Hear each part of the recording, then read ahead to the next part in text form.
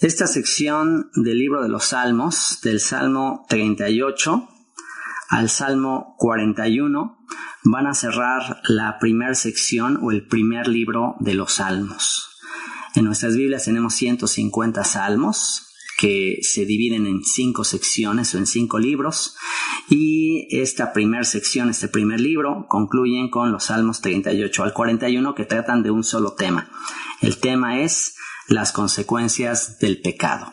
Las consecuencias del pecado, cómo podemos librarnos de las consecuencias del pecado, cómo podemos reconciliarnos con un Dios que es justo, con un Dios que es santo, con un Dios que es perfecto, y cómo podemos venir delante de Él y tener la esperanza de que Él nos perdona. Así que David, que es el maestro por excelencia en el tema del perdón, en el tema de la reconciliación con Dios, un hombre que desarrolló un corazón conforme al de Dios, un hombre sencillo, un hombre humilde, que reconoció que las consecuencias que vivió en la vida fueron debido a su pecado, a su rebelión.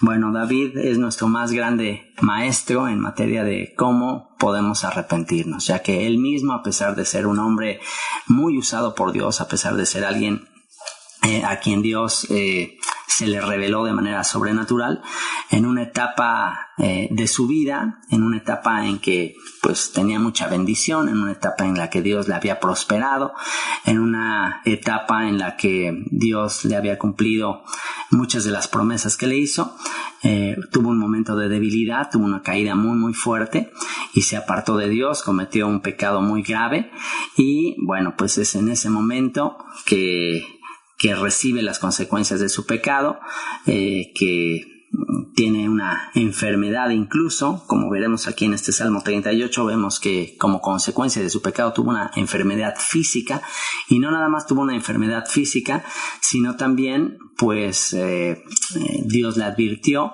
que por ese pecado que había hecho, Dios le anunció que por ese pecado que había hecho, pues iba a tener consecuencias a nivel familiar. Le dijo que la violencia, que la espada no se iba a apartar de su casa. Así que, bueno, pues aquí David está pidiendo perdón y nos está enseñando el poder de la confesión. En este Salmo 38 vamos a aprender el poder de la confesión. Vamos a aprender qué es confesión y vamos a aprender el poder tan grande que tiene confesar nuestros pecados, reconocer lo que hemos hecho, reconocer nuestra maldad, reconocer que lo que estamos viviendo, todo lo malo que nos pasa en la vida es consecuencia de nuestros pecados. Así que eso es lo que nos va a enseñar este salmo, y quiero dejar esta grabación y las que siguen, y bueno, en realidad todas las grabaciones que estoy haciendo, como un legado para mis hijos, pero en especial estos salmos de estos temas de confesión, de perdón, pues los dejo como una herencia preventiva. Así como Job se despertaba de madrugada, se despertaba todos los días para interceder por sus hijos, para orar por ellos, por si hubiesen pecado. Bueno, yo quiero dejar estas grabaciones como un legado de prevención. Espero que nunca sean necesarios. Espero que mis hijos nunca necesiten venir a esta situación tan terrible a la que vino David, y que ellos, sin necesidad de vivir ninguna clase de consecuencias, pues ellos solamente con el estudio de la palabra, con lo que ya Dios les manda, apartarse del mal, con eso sea suficiente. Pero bueno, también reconozco que, como decía mi mamá, nadie experimenta en cabeza ajena, y a veces, por más que nos dicen, por más que nuestros papás nos advierten, por más que Dios nos advierte en su palabra, tenemos esa naturaleza necia, esa naturaleza de querer probar a veces a Dios, de poder experimentar por nosotros mismos. Y bueno, pues espero que eso nunca llegue a suceder en el caso de mi familia, de mis seres queridos, de mis hijos. Pero por si sucediera, quiero tomar medidas preventivas, y quiero dejar señales, como son estas grabaciones, para saber cómo regresar. En el capítulo 31 de Jeremías se habla del nuevo pacto y se habla de que Dios advierte que su pueblo se alejaría de él. Vendría un tiempo en que se iba a apartar, iba a renunciar al pacto, pero Dios le exhorta y le dice que se ponga señales para saber cómo regresar, para que no se pierda en el camino. Y todas estas grabaciones es mi anhelo que sean señales para que mis seres queridos sepan cómo regresar al camino. Y bueno, pues de eso se trata este Salmo número 38. Y por eso comienza con la introducción ahí que dice Salmo de David para recordar. Salmo de David para recordar. Señor, ayúdanos a recordar las palabras de este salmo cuando estemos viviendo situaciones adversas, situaciones propiciadas por nuestra propia maldad, por nuestra propia rebelión, por nuestra propia desobediencia. Ayúdanos a recordar lo que aprendió el rey David acerca de tu misericordia, acerca de tu perdón y acerca del poder de la confesión. Te lo rogamos por los méritos de nuestro Salvador, del Hijo de David, Jesucristo, aquel que pagó por todos nuestros pecados. Y comienza ahí en el versículo 1 diciendo: Señor, no me reprendas en tu furor, ni me castigues en tu ira. Señor, no me reprendas en tu furor, ni me castigues en tu ira. Habla de dos aspectos. Por un lado, reprensión. Reprensión es como un regaño. Señor, no me reprendas y ni me castigues en tu ira. Entonces está hablando de dos tipos de castigo. Por un lado, la reprensión verbal, el regaño, como cuando nuestros padres nos regañan, y por otro lado es el castigo físico, el castigo ya, el recibir las consecuencias de nuestros pecados. Así que pues aquí David como que dice: híjole, Señor, los dos, o sea, recibir reprensión y aparte recibir castigo, uy, Señor, ayúdame, líbrame de ambos. Y bueno, pues David recibió la reprensión de Dios verbal a través de un profeta llamado Natán. Recordemos la historia de cuando David tuvo una caída terrible, un pecado muy grave que cometió cuando salió a ver a una mujer ahí desde su terraza. Salió a su terraza, una mujer se estaba bañando, se puso a observarla, la miró, la codició, se enteró que era una mujer casada y a pesar de eso adulteró con ella. Y esa mujer salió embarazada. Estamos hablando de Betsabé. Y una vez que sale embarazada, David trata de cubrir su pecado, trata de ocultarlo, manda a llamar al esposo, le dice que se vaya a quedar con su esposa, le patrocina un banquete por ahí por cortesía del rey, manda a que Urías, el esposo de esta mujer Betsabé, con la que adulteró, pues hace hasta lo imposible para que él vaya con la esposa y de esa manera le atribuya el bebé a él, ya que pues la esposa había salido embarazada. Así que bueno, David está esperando que con ese banquete que le patrocina, pues y hasta lo emborracha incluso, para que de esa manera vaya con su mujer y de esa manera ella piense que el bebé pues era de él. Pero el hombre está con mucha solidaridad para su pueblo Israel, porque el pueblo de Israel en ese tiempo está en guerra, y debido a eso el hombre en solidaridad no quiere entrar ahí a tener un momento de gozo con su esposa, de fiesta, mientras su pueblo está padeciendo. Y bueno, pues ya al no quedarle otra alternativa a David, ya no hay manera de cómo atribuirle ese bebé al legítimo esposo, pues manda a matar a este hombre leal, a este hombre que era muy fiel a David, lo manda a matar. Y pues obviamente que esto es algo muy desagradable para Dios. Dios le envía un profeta y ese profeta le reprende, le cuenta una historia acerca de dos hombres, un hombre rico, un hombre pobre. El hombre rico tenía muchas ovejas, el hombre pobre tenía una sola ovejita, y el hombre rico, en vez de usar una de sus propias ovejas, pues le quitó la única ovejita que tenía ese hombre pobre. Entonces, a través de esta historia ficticia, el profeta Natán trata de llevar a la cordura, al arrepentimiento a David. David juzga que ese hombre debía morir, y cuando Natán le dice, pues ese hombre eres tú, pues inmediatamente David se da cuenta de la grandeza, de lo terrible de su pecado. Así que bueno, pues David recibe esa reprensión del profeta, que es la palabra de Dios. Dios le habla a través de ese profeta y le dice, yo te engrandecí, yo te di todo esto, te hice rey sobre mi pueblo Israel y mira nada más lo que tú me has hecho. O sea, wow, tremenda reprensión verbal que recibe David. Y bueno, pues hay veces que las palabras son más dolorosas que el propio castigo físico. Y es exactamente lo que está diciendo el rey David. Señor, no me reprendas en tu furor, no me reprendas. Esas palabras de tu profeta, qué dolorosas, cómo me muestran mi maldad. No me reprendas en tu furor, ni me castigues en tu ira, porque tus saetas cayeron sobre mí. No nada más Natán, el profeta Natán, le anuncia que Dios está obviamente pues muy triste, muy ofuscado, muy molesto con lo que David hizo, sino que le anuncia que la espada, la violencia no se apartará de su hogar. O sea, le anuncia que va a haber consecuencias muy, muy graves a nivel físico, a nivel de este mundo, por el pecado que cometió. Y David está intercediendo, le está pidiendo a Dios, le dice, Señor, no me reprendas en tu furor, ni me castigues en tu ira, porque tus saetas cayeron sobre mí, tus saetas, tus flechas cayeron sobre mí, y sobre mí ha descendido tu mano. Y David aquí, de manera muy poética, de manera imaginaria, se imagina a Dios con un arco apuntando hacia la tierra, apuntando hacia él, y le dice, tus flechas cayeron sobre mí. O sea, me estás trayendo las consecuencias de mi pecado, que vamos a ver que en este salmo ya se trataba de algo físico. O sea, David tuvo una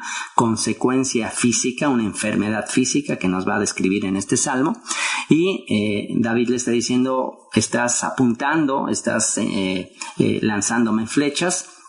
Y esto del arco de Dios apuntando hacia la tierra es justo lo opuesto de lo que Dios le mostró a Noé después del diluvio. Por eso es que la señal del pacto que hizo Dios con Noé, ahí cuando se llevó a cabo el diluvio y Dios juzgó la maldad de la tierra, toda esa violencia, toda esa maldad, Dios envía un diluvio, y una vez que pasa el diluvio y sobrevive Noé y su familia, entonces le enseña a Dios un arco, el arco iris, como señal de reconciliación, como señal de pacto. Y el arco iris pues es un arco señalando hacia arriba.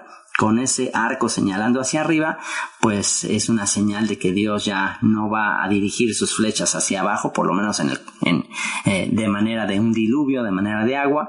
Entonces, cada vez que veamos el arco iris, que es como un arco hacia arriba, apuntando hacia arriba, pues nos demos cuenta que Dios tuvo misericordia, Dios dejó de lanzar el juicio por esos pecados. Y bueno, tristemente el ser humano no ha aprendido de la lección, y pues ahora lo peor es que se está usando ese mismo arco iris de manera arrogante, de manera de burla de ese acto de misericordia que Dios tuvo. Pero en este caso, el rey David le está pidiendo a Dios que deje de tirarle flechas. Dice, tus saetas cayeron sobre mí y sobre mí ha descendido tu mano. Nada hay sano en mi carne a causa de tu ira. Así que esas flechas, de manera poética, se están manifestando en enfermedad en su carne, en su cuerpo. Dice, nada hay sano en mi carne a causa de tu ira, ni hay paz en mis huesos a causa de mi pecado. Ni hay paz en mis huesos a causa de mi pecado. Y eso es lo que sucede cuando tenemos un pecado, cuando estamos viviendo una situación, una consecuencia de algo que hicimos mal, y no nos hemos puesto a cuentas con Dios, no nos hemos reconciliado con Dios. Dios sabe, a Dios no le asusta que pecamos. Él sabe, reconoce, Él sabe que somos polvo. Dice ahí el Salmo 139 que Dios es misericordioso, que Dios es como un padre que se compadece de sus hijos. Él sabe que somos débiles, Él sabe que pecamos. El problema de eso es cuando nosotros no lo queremos reconocer. El problema de eso es cuando seguimos con una actitud arrogante, con una actitud de orgullo, con una actitud de no quererlo reconocer. Y bueno, pues cuando tenemos esa actitud, ¿qué va a suceder? Pues justo lo que dice aquí el versículo 3. Dice, no hay paz, ni hay paz en mis huesos a causa de mi pecado. No hay paz en mis huesos, en mi carne. Tengo una aflicción, tengo una angustia. El precio de la falta de humildad, de la falta de confesión, de la falta de reconocer nuestra maldad, ¿cuál es? Falta de paz, falta de tranquilidad, falta de armonía. Hay un sentimiento de culpa, hay un sentimiento de angustia, hay un sentimiento de ansiedad, justo lo opuesto de lo que dice Romanos capítulo 5. Versículo 1.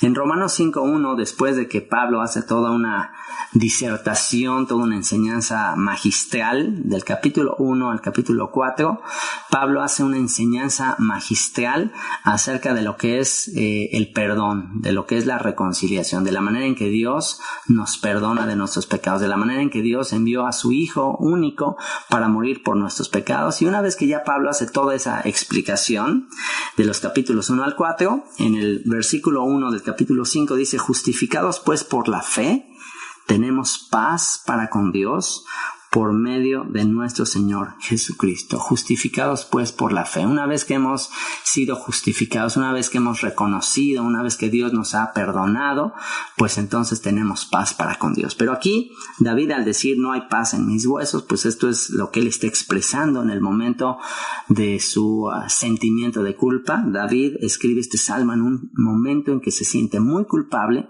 en un momento en que se siente muy reprendido por Dios, por las palabras del profeta, y en un momento que también tiene una enfermedad física como consecuencia de lo que hizo. Y dice, porque mis iniquidades, verso 4, porque mis iniquidades, mis transgresiones a las leyes divinas, se han agravado sobre mi cabeza. En otras palabras, mis iniquidades ya me sobrepasaron, ya es como si ya me estoy hundiendo en el lodo ya me está como arena movediza, ya me estoy hundiendo en el cieno, me estoy hundiendo en mi pecado, mis iniquidades se han agravado sobre mi cabeza. Ya David no se atreve ni siquiera a mirar al cielo. Esto nos recuerda la actitud de aquel publicano que Jesús mencionó en una de sus historias acerca del que se humilla y del que se exalta. Mencionó a dos hombres, uno que se estaba exaltando delante de Dios, uno que miraba al cielo, uno que decía, Señor, mira qué bueno soy, mira, yo doy diezmo, mira las buenas obras que hago, ayuno, y con una actitud arrogante, mientras que el otro, un pecador, no se atrevía ni siquiera a mirar al cielo. Esa es la misma actitud que está teniendo aquí David. Estoy hundido, estoy totalmente recibiendo todo el peso de mis pecados, mis iniquidades se han agravado sobre mi cabeza, como carga pesada se han agravado sobre mí. Eso es lo que es el pecado, eso es lo que es la angustia, eso es lo que es la conciencia, como carga pesada. Estaba recibiendo las cargas de sus pecados y bueno, pues esa es la buena noticia que tenemos en Jesús, en el Hijo de David, y cuando nos dijo, venid a mí los que estáis cargados y trabajados y yo os haré descansar. Es justamente lo que necesitamos reconocer cuando estamos viviendo las consecuencias de nuestros pecados. Es justo lo que tenemos que decir, es justo lo que tenemos que reconocer aquí, como David lo dice, mis iniquidades se han agravado sobre mi cabeza, esto me sobrepasa, Señor, esto es algo que no puedo soportar, como carga pesada se han agravado sobre mí, hieden y supuran mis llagas a causa de mi locura. Y el verso 5 es clave para comenzar a tener una actitud correcta acerca de nuestro pecado. Primero dice el síntoma que está teniendo, hieren, apesta, huelen mal y supuran mis llagas. Huelen mal y supuran mis llagas. Le estaba saliendo pus de sus llagas. Entonces estamos hablando aquí de una enfermedad, según algunos comentaristas, incluso era una enfermedad venérea, le estaba saliendo pus de sus llagas y está relacionado con el pecado exacto que tuvo el rey David. Así que bueno, pues él está consciente de que esa enfermedad que está teniendo es a consecuencia de lo que él dice ahí, a causa de mi locura. Y esa palabra locura también se podría traducir de una manera todavía más fuerte, a causa de mi estupidez, acerca de mi idiotez. Y esa es la actitud clave cuando estamos recibiendo las consecuencias de nuestro pecado.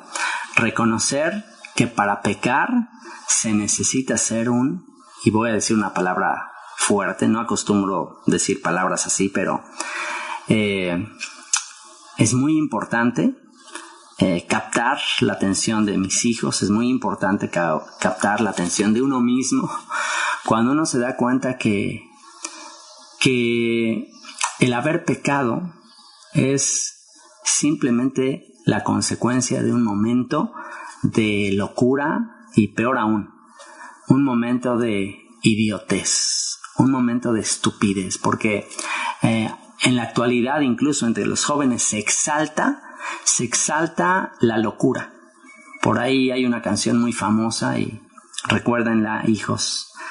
Hay una canción ahí que se puso muy famosa y es una moda de nuestros tiempos de decir que hay que vivir una vida loca, que quiero pasar una noche loca, quiero tener una vida loca.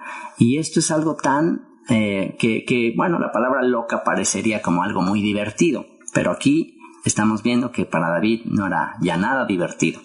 Esa locura momentánea de unos cuantos minutos en realidad no es locura, en realidad más bien es como una estupidez, como una tontería, es como actuar como una persona totalmente discapacitada mentalmente. Así que recuerden eso, hijos, recuerden eso, jóvenes, la estupidez, la locura, la noche loca, todo eso que vivas va a traer consecuencias. Tarde o temprano vas a lamentarlo. Te lo digo por experiencia. Te lo digo con lágrimas, te lo digo por experiencia. Dios no puede ser burlado. Todo aquello que sembremos lo vamos a cosechar. Y aquí tenemos las palabras del rey David. Es sabio el hombre que aprende de los errores de otros. No tenemos que aprender de nuestros propios errores. No tenemos que experimentarlo a ver si es cierto. No tenemos que nosotros decir, bueno, pues ellos ya lo disfrutaron, bueno, pues ahora yo también lo voy a disfrutar. No seamos tan necios, no seamos tan estúpidos, no seamos tan idiotas de querer experimentar lo que otros y alguien como el rey David ya experimentó y ya se dio cuenta que solamente va a traer dolor, solamente va a traer angustia, solo va a traer tristeza. Todos esos hombres, todos esos artistas y chécate todos esos hombres que a lo largo de la historia, a través de la música, todos esos artistas que han cantado canciones equivalentes a las de esta que menciono, de la vida loca. Bueno, todos esos artistas de la década de los 60, de los 70, todos esos hippies que quisieron vivir la vida loca, ¿qué fue de ellos? ¿Qué ha sido de muchos de ellos? Pues recibieron justamente las consecuencias de esa vida loca y terminaron muertos de sida o terminaron en drogas, comiéndose su propio vómito. En fin, esa es la historia y yo soy testigo de eso. Yo en los años de mi juventud yo exaltaba, yo idolatraba a todos esos músicos, a todos esos músicos de heavy metal, en fin, y bueno, pues yo he sido testigo de lo que les ha ido pasando y de cómo ahora sus cuerpos, todavía los que sobreviven, hay unos que se arrepintieron y cambiaron su vida y bueno, pues Dios tuvo misericordia de ello. El hecho de que algunos no tuvieran las consecuencias graves, pues es simplemente por la misericordia de Dios, pero la mayoría de ellos, si es que sobreviven, si es que todavía siguen vivos, pues de verdad que sus cuerpos están recibiendo las consecuencias debidas a su extravío, como dice en Romanos capítulo 1, recibiendo en sus propios cuerpos el juicio a sus desvaríos, recibiendo en sí mismo, recibiendo en su propia carne el juicio que merecen por haberse apartado. Así que eso es lo que está diciendo aquí el rey David. Dice: hieden y supuran mis llagas a causa de mi locura. Se necesita esto para pecar. O sea, cuando tú cometas un pecado y te apartes de Dios, se necesita ser un tonto. Recuérdalo. Cada vez que venga la tentación, cada vez que ahí estés a punto de hacerlo, recuerda: ay, necesitaría ser yo un tonto para esto. ¿Por qué? Porque ¿para qué arriesgarme? O sea, ¿para qué? Es como estar jugando a la ruleta rusa. Es como estar jugando con una pistola, y que puede ser ahí que muy divertido, y algunos se divierten haciendo eso, pero es una estupidez hacer eso. O sea, ¿por qué vas a arriesgar tu vida, tu cuerpo, tu futuro, tu bienestar? ¿Por qué lo vas a arriesgar por un momento tan absurdo? Pregúntale a jóvenes que han recibido las consecuencias de su pecado, de su maldad. Pregúntale a las jovencitas que por un momentito de placer arruinaron su vida y ahora tienen que lidiar como madres solteras, y ahora tienen que lidiar con las consecuencias. Tú pregúntales si el tiempo se pudiera regresar, si harían algo diferente. Pregúntales, y te vas a dar cuenta que la mayoría, y eso es la mayoría porque todavía hay gente que persevera en la necedad y en la terquedad y piensa que no ha pasado nada, pero todo eso es simplemente por la misericordia de Dios. Así que se necesitó de un momento de tontería, que quisiéramos regresar el tiempo y que no sucediera, y es justamente lo que va a decir después. Dice: hieden y supuran mis llagas a causa de mi locura, estoy encorvado, estoy humillado en gran manera, ando enlutado todo el día, porque mis lomos están llenos de ardor y nada hay sano en mi carne. Estoy debilitado y molido en gran manera, gimo a causa de la conmoción de mi corazón. Este es el fruto del pecado. Gimo a causa de la conmoción de mi corazón. Tristeza, amargura, esa es la consecuencia. Señor, delante de ti están todos mis deseos, y mi suspiro no te es oculto. Este versículo 9 es justamente lo que sucede, sobre todo, si ya tuviste un encuentro con Dios antes de haber pecado. O sea, si tú ya sabías que hacer mal, si tú ya sabías que apartarte de Dios podía tener consecuencias. Y esto muestra que David supo cuando estaba pecando con Betsabé. Esto muestra que David sabía perfectamente que estaba haciendo mal. Y este versículo 9 dice: Señor, delante de ti están todos mis deseos, y mi suspiro no te es oculto. Ya que recibe las consecuencias, ahora sí David está suspirando. En otras palabras, es como si David dijera: ¿cuánto desearía no haber pecado?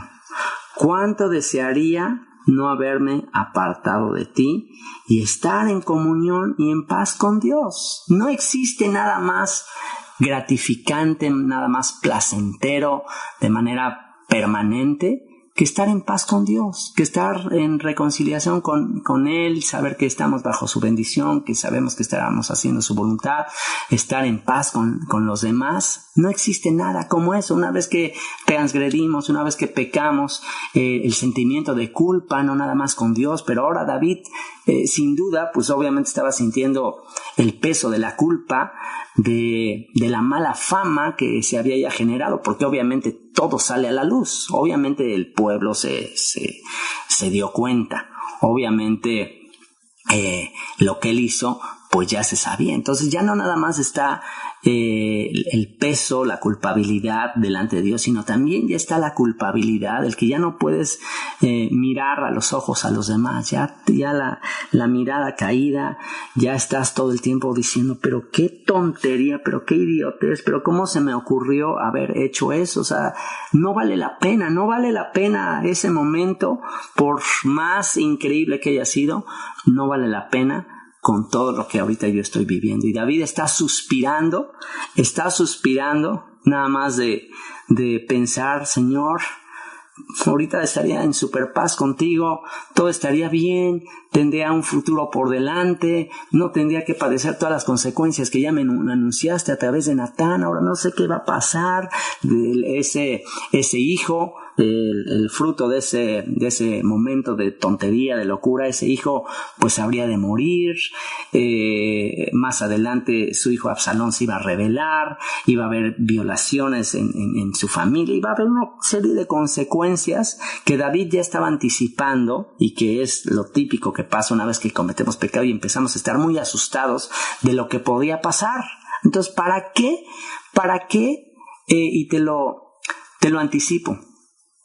¿Para qué tener ese temor, esa incertidumbre de las consecuencias de tu pecado, de tu maldad? ¿Para qué tener esa angustia si podíamos estar en paz, si podíamos estar en reconciliación con Él? Dice, Señor, delante de ti están todos mis deseos, Señor. Yo hubiera deseado no apartarme, y mi suspiro no te es oculto, Señor.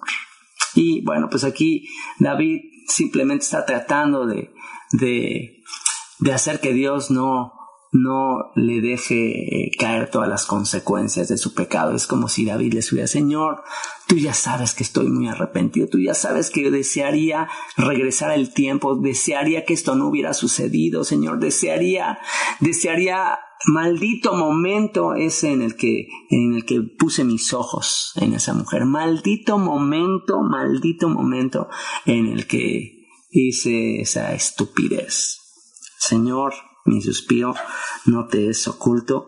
Mi corazón está acongojado, me ha dejado mi vigor, y aún la luz de mis ojos me falta ya. Aún ya no hay ese brillo en mis ojos. O sea, todo eso que hizo que mis ojos se detuvieran en esa mujer, y una vez más, por ahí empieza el pecado, por ahí empieza la maldad. Así como Eva, cuando dice que vio el fruto para codiciarlo. Ese fue el problema de David. No cuidó sus ojos. Y esta es otra advertencia para los varones, y bueno, ya aplica para todo mundo. Cuidemos los ojos. Dios nos dio un mandamiento acerca de cuidar nuestros ojos, acerca de tener cuidado de lo que vemos. Y ese mandamiento está en Números capítulo 15, y que Dios instruye a Moisés para que tengan un recordatorio en la ropa, que se pongan unos hilitos con un hilo de azul, y que cada vez que vean esos hilitos, pues no se prostituyan con lo que ven sus ojos. O sea, no sean engañados con lo que ven sus ojos. Eso es justo lo que le pasó al rey David. Salió a su terraza, empezó a observar a esa mujer que se estaba bañando desnuda, y ahí empezó, la miró, la codició y la tomó. Ese es el mismo proceso de siempre. Es por ahí por donde entra la tentación. Eso es lo que le hizo caer a Sansón. Imagínense cómo estaría Sansón ahí en su cárcel cuando le sacaron los ojos, y cuando se dio cuenta que todo eso que él estuvo viendo, todas esas mujeres, esas filisteas, ese problema que tuvo con sus ojos, le trajo terribles consecuencias. Terminó en una cárcel, terminó ciego porque le sacaron sus ojos. Fue algo terrible. Así que cada vez que tus ojos sean tentados, por eso Dios nos dio el remedio de ponernos estos hilitos. Yo de plano me puse estos hilitos en mi mano. Yo en mi mano derecha traigo estos hilitos para verlos todavía de manera más continua, para no olvidarme de los mandamientos, para cuidar lo que mis ojos ven, recordar las palabras de Job, de ese varón perfecto, recto, temeroso de Dios, apartado del mal, que dice que se propuso no mirar a mujeres, no mirar a mujeres. Él tenía simplemente su mirada concentrada en lo que era justo, en lo que era bueno, en todo lo que venía de Dios, en su esposa nada más. Y bueno, pues aquí David está diciendo que hasta el brillo de sus ojos, aún la luz de mis ojos me falta ya. Pues sí, obviamente ya cuando estás viviendo las consecuencias de tu pecado, pues dices, pues qué absurdo que caí por esa mirada. Cómo suspiro, cómo deseo ese tiempo, en vez de estar ahí en ocio, en vez de estar mirando lo que no debía, cómo desearía haber estado mirando las maravillas de su ley. Cómo desearía en ese momento haber estado estudiando la palabra, concentrado en cosas edificantes, ayudando a otras personas, orando por otras personas, en vez de tener ese ocio, en vez de estar desocupado. Por eso se dice que el ocio es la madre de todo, o el padre de todos los vicios. Así que tengamos cuidado cuando tenemos demasiado tiempo libre. Por eso es que se nos dice que meditemos en este libro de la ley de día y de noche, que tengamos estos hilitos de recordatorio para estarlos viendo. ¿Por qué? Porque por ahí entra la tentación. Por eso tenemos que cuidar muchísimo lo que vemos en la tele, en el internet. Cuidemos lo que ven nuestros ojos, porque eso empieza a alimentar justamente la tentación, y después lo hemos de lamentar. Así que mi corazón está acongojado, me ha dejado mi vigor, y aún la luz de mis ojos me falta ya. Verso 11. Mis amigos y mis compañeros se mantienen lejos de mi plaga, y mis cercanos se han alejado. Y esto es típico. Ahí están siempre los amigos, muy sonrientes, animándonos, ahí en la fiesta, y ya todo es muy divertido. Ahí la famosa vida loca, ahí todo mundo está divertido, todo mundo muy unido. Pero espérate, y te lo digo por experiencia, espérate a que vengan las consecuencias de tu pecado, espérate a que ya no tengas nada, espérate a que ya te gastaste todo, espérate a que ya pasó la diversión, y a ver dónde están los amigos. Recuerda la historia del hijo pródigo. Recuerda qué pasó ya que se había gastado toda la fortuna con las prostitutas, con los amigos, en las borracheras. Recuerda qué pasó después, obviamente cuando ya no tenía con qué invitarles, pues ya se quedó solo, ya sin dinero, ahí ya ni siquiera para que sus amigos le apoyaran. Y esta es la triste historia de muchos que se malgastaron todos sus bienes en borracheras, en fiestas, y bueno, pues ya cuando necesitan a los amigos con los cuales se gastaron todo su dinero, pues obviamente ya no están. Y es exactamente lo que dice aquí: mis amigos y mis compañeros se mantienen lejos de mi plaga, y mis cercanos se han alejado. Claro, cuando ya estás enfermo, cuando ya no tienes nada que ofrecer, pues a quién le gusta estar cerca ahí de una persona toda deprimida, toda enferma, que incluso hasta les puede contagiar. Pues obviamente a nadie le gusta eso. Y no nada más eso, ese es el momento para que los enemigos, los que desde antes te odiaban, pues están esperando siempre la caída. ¿Para qué? Para hacer leña del árbol caído. Eso es lo típico. Y por eso tenemos que tener todavía más cuidado, sobre todo si tenemos pues un prestigio como David. Imagínense el prestigio que tenía el rey David, el que mató a Goliat, un hombre conforme al corazón de Dios, el ungido de Dios. Imagínense lo que representaba para él saber que ahora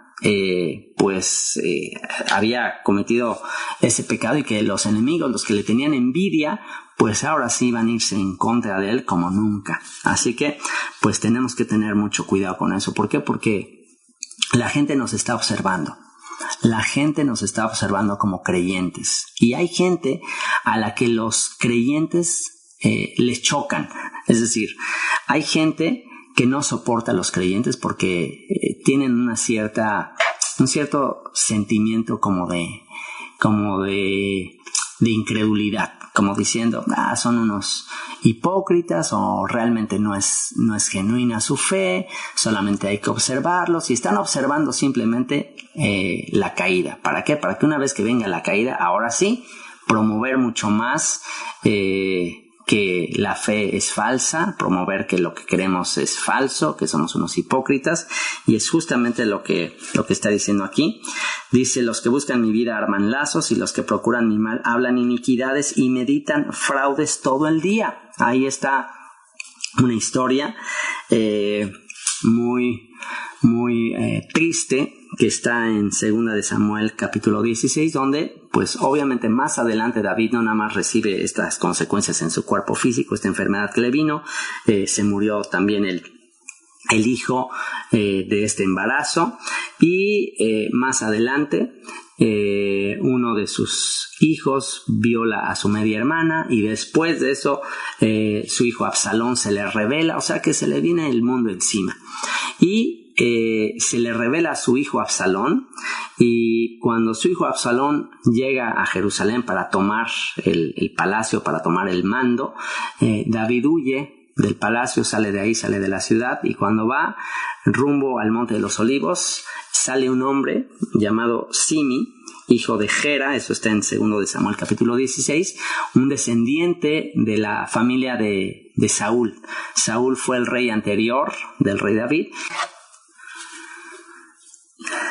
Y sale este descendiente de la familia de Saúl y comienza a maldecirlo, comienza incluso a levantar injurias, incluso a levantarle falsos a David, ya que pues David en realidad siempre protegió al rey Saúl, o sea, no trató de matarlo, siempre tuvo mucho temor de levantar su mano contra Saúl. Sin embargo, este hombre empieza a levantarle falsos, le empieza a decir que es un asesino, le empieza a decir cosas terribles, tan es así que uno de sus soldados trata de matar, uno de los soldados de David le dice: déjame matar a este perro muerto, y David le dice algo poderosísimo, le dice: no lo hagas, seguramente Dios le envió para maldecirme, no lo hagas. Dice: si mi hijo, el hijo de mis entrañas, se levantó contra mí, pues cuánto más no se va a levantar contra mí este descendiente de Saúl, y cuánto más no todo el pueblo se podría levantar contra mí si mi propio hijo de mis entrañas se está levantando contra mí. Así que wow, ahí David dice algo muy muy poderoso. De hecho es uno de los aspectos más poderosos de todo lo que estamos aprendiendo en este salmo. El poder de la humildad, el poder de reconocer, ¿sabes qué? Todo lo que me está pasando en la vida es a causa de mi maldad, es a causa de mi pecado. Dios es justo. Todo lo que pasa, absolutamente todo, Dios lo permite. Dios lo permite por algo. Este hombre me está injuriando, está diciendo cosas terribles en contra de mí.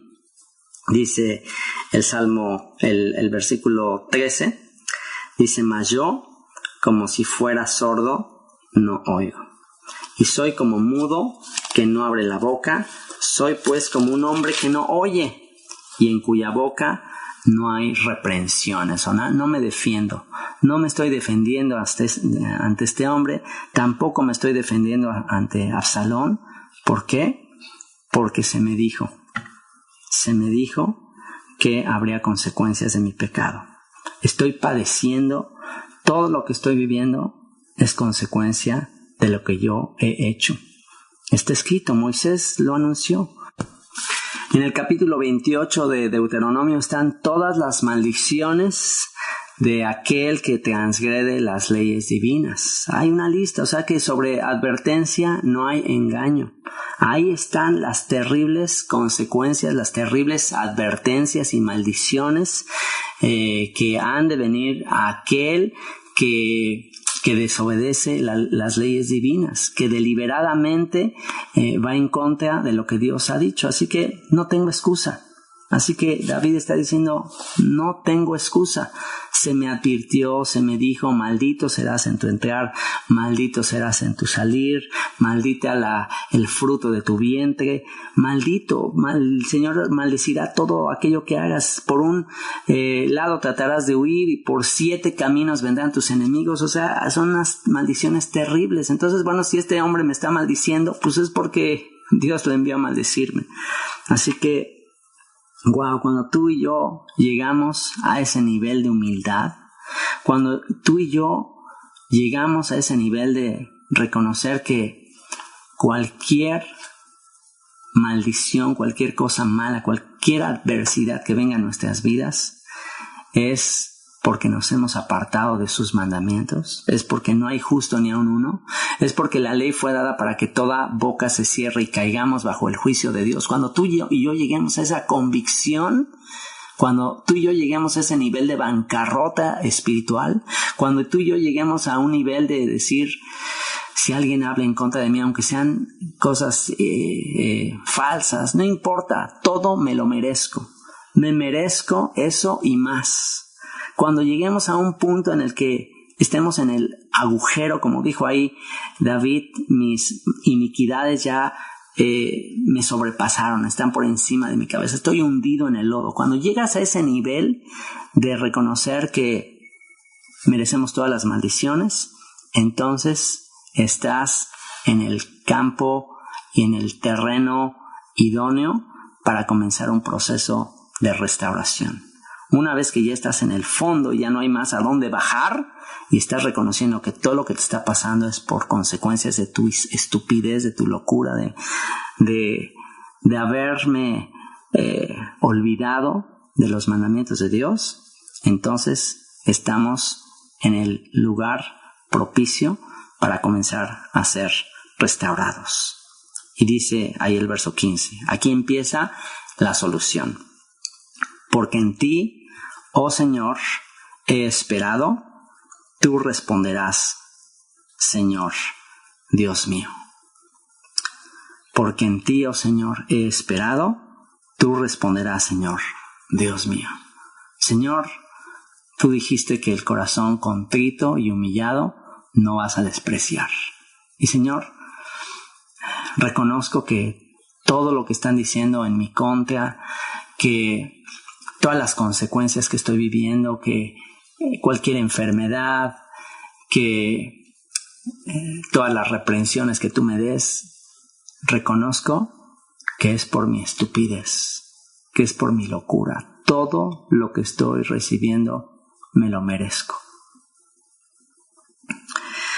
Porque en ti, oh Señor, he esperado, tú responderás, Señor Dios mío. Dije, no se alegren de mí cuando mi pie resbale, no se engrandezcan sobre mí. Y Señor, aquí David le está pidiendo, Señor, que simplemente no se engrandezcan. ¿Por qué? Porque ¿cuál era el temor de David con todo esto? El temor de David es que al final el nombre de Dios fuese blasfemado. David fue el rey a quien Dios puso para ser un reflejo, un ejemplo de la justicia, de la misericordia, de la bondad, de los mandamientos de Dios. Dios halló a David conforme a su corazón. Y la caída de David representaba no nada más su caída a nivel personal, sino implicaba que el reino de los cielos del que Dios había hablado estaba cayendo. Y David dijo, no se alegren de mí, cuando mi pie resbale no se engrandezcan sobre mí, pero yo estoy a punto de caer, Señor. Yo estoy a punto de caer y mi dolor está delante de mí continuamente. Y ya cuando llegaste a ese punto, ya cuando llegaste a darte cuenta que tu pecado no nada más te afecta a ti, sino le afecta a todos los que están a tu alrededor y sobre todo es una gran afrenta y una muy mala imagen al Dios al que representamos. Una vez que ya llegamos a esa condición de bancarrota, de ridículo ante todo el mundo, es en ese momento cuando podemos entender el poder de la confesión. Y es justo lo que hace David aquí en el versículo 18 y dice, por tanto, confesaré mi maldad. Por tanto. En el Salmo 32 dice, cuando callé, se envejecieron mis huesos en mi gemir todo el día. Cuando callé, se envejecieron mis huesos en mi gemir todo el día. mientras callé, cuando no abrí mi corazón, cuando no lo dije, bueno, pues estaba padeciendo el dolor, la humillación, pero una vez que confesé mi pecado, una vez que me liberé delante de ti, entonces comienza la solución. Por tanto, confesaré mi maldad y me contristaré por mi pecado. Me entristeceré, me lamentaré, me daré cuenta de lo terrible que fue apartarme de ti. Por tanto, confesaré mi maldad y me contristaré por mi pecado. Y este es el tema central del Salmo, el poder de la confesión. ¿Qué es confesión? ¿Qué significa confesar? Bueno, la mejor manera de entender qué es confesar es con el capítulo 1 de la profecía de Isaías. Ahí en Isaías capítulo 1 vamos a entender de manera muy, muy clara qué significa confesar. Isaías 1, y quiero leer parte de este capítulo brevemente para poder entender qué significa confesión. Comienzo a leer desde el versículo 2 del capítulo 1 de Isaías. Dice: Oíd cielos y escucha tu tierra, porque habla el Señor. Crié hijos y los engrandecí, y ellos se rebelaron contra mí. El buey conoce a su dueño, y el asno al pesebre de su señor. Israel no entiende, mi pueblo no tiene conocimiento. Oh gente pecadora, pueblo cargado de maldad, generación de malignos, hijos depravados, dejaron al Señor, provocaron a ir al Santo de Israel, se volvieron atrás. ¿Por qué querréis ser castigados aún? ¿Todavía os rebelaréis? Toda cabeza está enferma y todo corazón doliente. Desde la planta del pie hasta la cabeza no hay en él cosa sana, sino herida, hinchazón y podrida llaga. No están curadas, ni vendadas, ni suavizadas con aceite. Justamente lo que estaba viviendo David. Podridas llagas, enfermedad, dolencia. Aquí Dios le está diciendo a su pueblo: oigan, ¡qué barbaridad! O sea, todas las consecuencias que han recibido sus pecados, todas sus enfermedades, todo eso que están viviendo, y aún así no se arrepienten, aún así siguen con una actitud rebelde, arrogante, justificándose, diciendo que no está tan mal. Aún así siguen, perseveran, y dice: vuestra tierra está destruida, vuestras ciudades puestas a fuego, vuestra tierra delante de vosotros comida por extranjeros y asolada como asolamiento de extraños. Y queda la hija de Sión como enramada en viña y como cabaña en melonar, como ciudad asolada. Todo está destruido. Todas las ciudades están destruidas. Justo lo que dijo Moisés. Todas las maldiciones de Deuteronomio están cumplidas.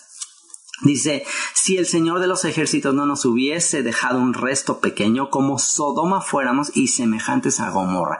Ya habría destruido a toda la nación, dice Isaías, si no fuera porque Dios dejó un remanente, un pequeño grupo por misericordia. Y dice, continúa diciendo: príncipes de Sodoma, oíd la palabra del Señor. Y le llama así a sus propios líderes, a los propios líderes de Israel les llama príncipes de Sodoma. ¿Por qué? Porque son iguales a los de Sodoma. Dice: escuchen la ley de nuestro Dios, pueblo de Gomorra. ¿Para qué me sirve, dice el Señor, la multitud de vuestros sacrificios? Hastiado estoy de holocaustos, de carneros y de cebo de animales gordos. No quiero sangre de bueyes, ni de ovejas, ni de machos cabríos. ¿Por qué? Porque estaban viviendo una vida doble. Era una hipocresía. Por un lado estaban llenos de maldades, estaban haciendo cosas terribles unos con otros, pero eso sí, seguían siendo muy religiosos. Seguían llevando sus ofrendas al templo como si nada pasara. Entonces ahí donde Dios dice: ya estoy harto, ya no puedo soportar esas cosas. Y hay algo que Dios no soporta, es la hipocresía. Y bueno, pues ahí continúa diciendo eso: ya no lo aguanto, ya no aguanto sus festividades religiosas, sus actividades religiosas, no las aguanto. ¿Por qué? Porque no están haciendo lo que es genuino, lo que es sincero, lo que de verdad muestra que tienen fe. ¿Y a qué se refiere con esto?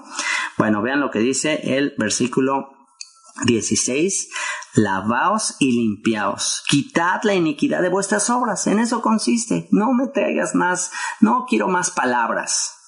Quiero que dejes de hacer lo malo, nada más. quitar la iniquidad de vuestras obras de delante de mis ojos, dejad de hacer lo malo, así de simple. ¿Qué implica la confesión?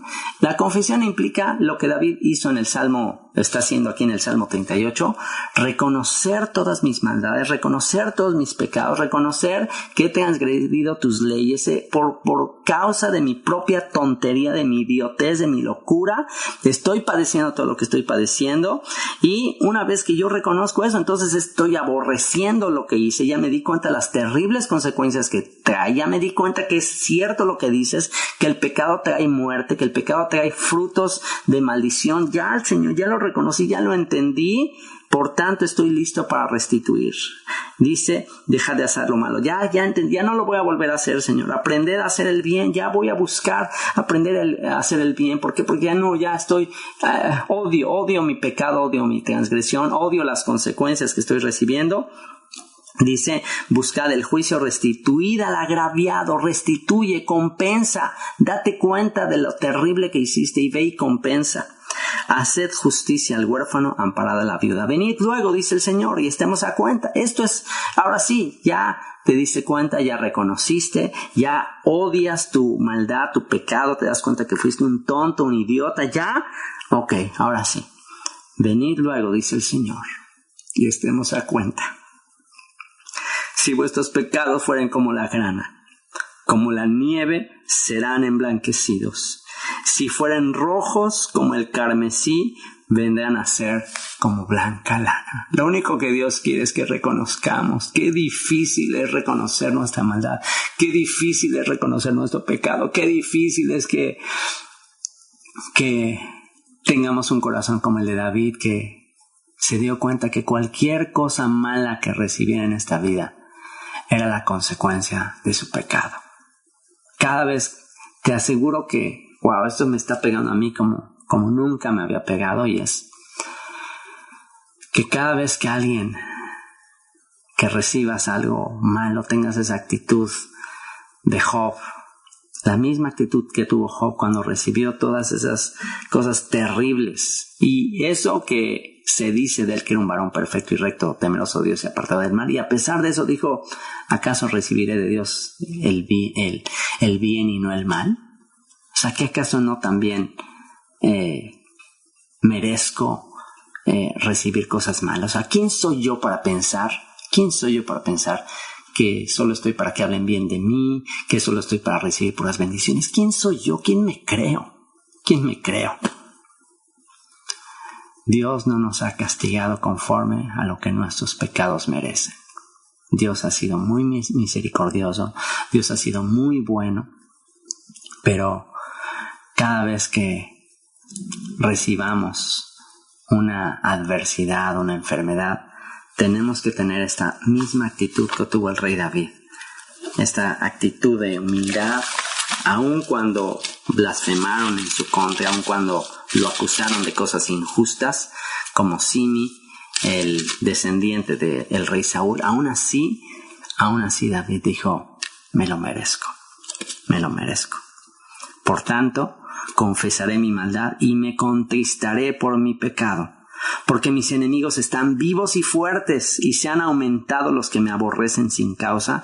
Los que pagan mal por bien me son contrarios por seguir yo lo bueno. Y aquí esto de seguir yo lo bueno, pues habla también de que, bueno, antes de haber pecado, antes de haber transgredido, bueno, él quería seguir de todo corazón a Dios, él quería hacer la voluntad de Dios, y bueno, había gente que le tenía envidia, había gente que eran sus enemigos y le tenían envidia, y bueno, justamente aprovechan este momento de caída para hacer leña del árbol caído. Por eso es que tenemos que tener mucho temor y temblor de pecar, de transgredir. ¿Por qué? Porque hay gente que está esperando, y aquí no incluso hablemos de gente, porque en realidad nuestra lucha no es contra carne y sangre. En realidad no es que gente esté esperando que caiga, o sea, más bien es el acusador. Estas entidades espirituales. Está escrito que nuestra lucha no es contra carne y sangre, sino contra principados, contra potestades, contra huestes de maldad en las regiones celestes. Es decir, son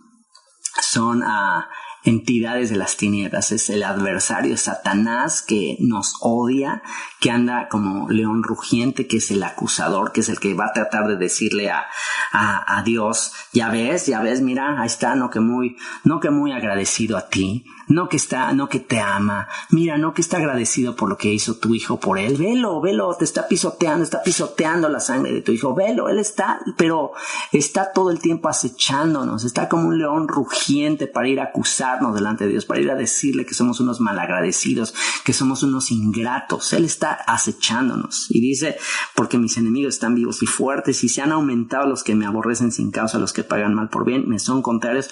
¿Por qué? Porque yo quiero seguir a Dios y bueno, va a estar acechándome, va a estar esperando que yo caiga para ir a burlarse, y eso es lo terrible. Es Él el que nos pone la tentación, es Él el que nos promete que todo va a estar increíble, que vamos a tener un momento de deleite, un placer increíble, y una vez que te caemos se carcajea de nosotros, nos pisotea y nos acusa. Esto es algo que tenemos que recordarlo cada vez que venga la tentación. Recuerda quién es el que te está poniendo la tentación: el malvado, el adversario, el que quiere burlarse de ti, el que quiere ir a acusarte después. Y ante esto, ¿cuál es nuestra esperanza? ¿Cuál es nuestra súplica? ¿Cuál es nuestra oración? Últimos versículos: no me desampares, oh Señor, Dios mío, no te alejes de mí. Apresúrate a ayudarme, oh Señor, mi salvación. Bendito sea aquel que ha provisto mi salvación. Bendito sea aquel que dijo: venid a mí los que estáis cargados y trabajados, y yo os haré descansar. Aprended de mí, que soy manso y humilde de corazón, y hallaréis descanso para vuestras almas. Señor, venimos delante de ti. Y yo vengo delante de ti para suplicarte, Señor, para suplicarte por la vida de mis hijos, para suplicarte por la vida de mis seres queridos, Señor, que les ayudes a pensar en todas estas cosas antes de que caigan en tentación. Que se den cuenta que el tentador, el que les pone la tentación, solo quiere burlarse de ellos, solo quiere destruirlos, que los aborrece, que los odia. Y Señor, que tú nos amas, que con amor eterno nos has amado, que nos predestinaste para ser santos y sin mancha delante de ti, que nos escogiste desde antes de la fundación del tiempo, de antes de la fundación del mundo, Señor, para que seamos santos y sin mancha e irreprensibles delante de ti. Señor, tú tienes un propósito perfecto, eterno. Tus propósitos para nosotros son paz. Tú quieres darnos paz, tú quieres darnos abundancia, tú quieres darnos armonía, tú quieres darnos el verdadero gozo. Señor, en tu presencia hay plenitud de gozo, delicias a tu diestra para siempre. Pero yo lo he experimentado, yo lo he vivido. Yo he vivido las amargas consecuencias de la locura, de la estupidez, de la idiotez, del pecado. Yo lo he vivido, Señor. Yo soy alguien a quien tú me diste una segunda oportunidad.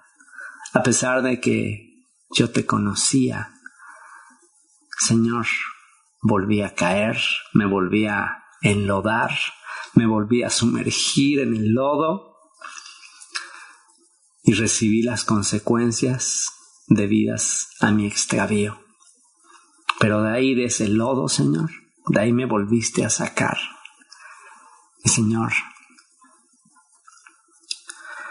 por eso es que decidí consagrarte el resto de mis días y enseñar a todos aquellos que son tentados y que han de ser tentados la necedad y la tontería de apartarnos de ti. Señor, yo te ruego que mis hijos no tengan que experimentar por ellos mismos, que para ellos mi experiencia, la experiencia del rey David, sea suficiente y no tengan que ellos vivirlo. Líbralos, no los dejes caer en tentación, Señor. Y Padre, a todos aquellos que han caído en la tentación, aquellos que han sido engañados y que están ahorita sintiéndose como David, sumergidos en el lodo, dándose cuenta que las consecuencias les sobrepasan y están llenos de angustia, de temor, yo te ruego que les des esperanza.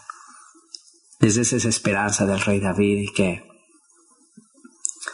que Señor, ellos sepan que al triste, al humillado, tú no vas a despreciar.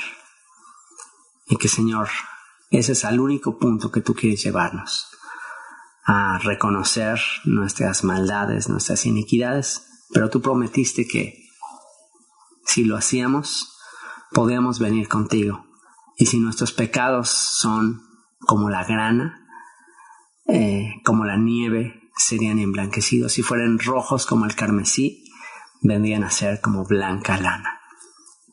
Si queremos y oímos, viviremos y nos saciaremos del bien de la tierra. Y quisiera hacerte una invitación, tú que has escuchado este salmo, y si tú estás pasando por una circunstancia similar a la del rey David, yo quisiera invitarte a que en tu corazón, en lo más profundo de tu corazón, repitas el último versículo de este salmo. El versículo 22 dice: apresúrate a ayudarme, oh Señor, mi salvación. Está escrito que todo aquel que invocare el nombre del Señor será salvo. Así que te invito a que digas en tu corazón este versículo: apresúrate a ayudarme, oh Señor, mi salvación. La salvación de Dios es su Hijo, Jesucristo. Si tú en este momento has reconocido tu bajeza, has reconocido que todo lo que estás viviendo es por tus locuras, por tus momentos de estupidez. Si tú en este momento quieres entregarle tu vida y hacerle Señor y Salvador a Jesús de Nazaret, aquel que fue entregado por nuestros pecados, por nuestras maldades. Como está escrito en Isaías 53, todos nos descarriamos como ovejas, mas el Señor cargó en él el pecado de todos nosotros. Dile con tus propias palabras: tú eres mi Señor y mi salvación. Sálvame, Señor. Te prometo que a partir de hoy viviré conforme a tus mandamientos, conforme a tus estatutos.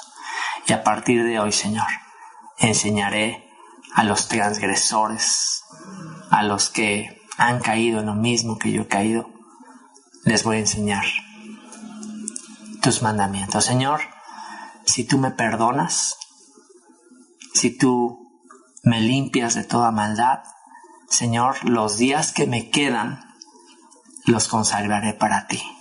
Este es mi voto, esta es mi promesa delante de ti. Señor, si tú limpias toda mi maldad y mi pecado, si tú me salvas de esta, yo me voy a dedicar a anunciar tu nombre a toda persona con la que pueda llevar esta esperanza, Padre. Te lo ruego en el nombre de aquel que murió por mis pecados, en el nombre de Jesús de Nazaret, Yeshua, mi Salvador. Muchas gracias por haberte tomado el tiempo para escuchar esta grabación. Si quisieras escuchar más grabaciones como esta, visita nuestra página web donde tenemos comentarios de todos los capítulos de la Biblia, www.descubrelabiblia.org. Te dejo con 2 canciones. La primera la compuso mi hija hace algunos años. La letra expresa mi oración de que la estrella de la mañana ilumine tu alma. Y la segunda la compuso un servidor, después de descubrir y comprender el mensaje de la Biblia y ser iluminado por la luz de esa estrella resplandeciente de la mañana. Estrella de la mañana, ven a iluminar.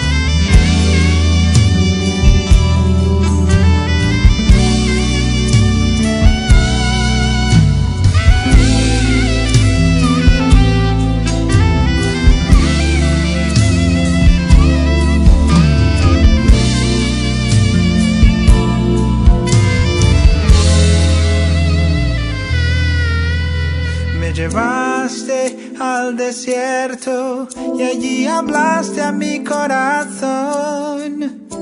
Reconoceré tu voz, me cautivó tu perdón. ¿Cómo poder comprender un amor tan sufrido? Mi pecado olvidó y de nuevo me aceptó.